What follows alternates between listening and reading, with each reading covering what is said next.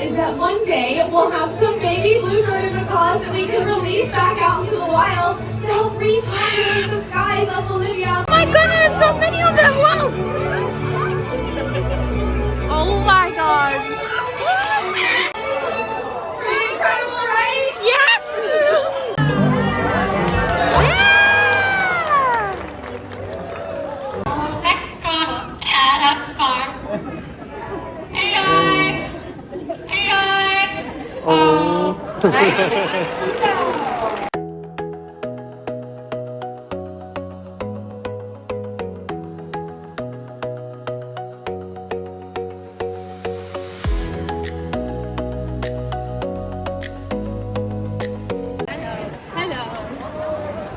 Hi, Kevin. Hi, Kevin! He said hi. Yeah.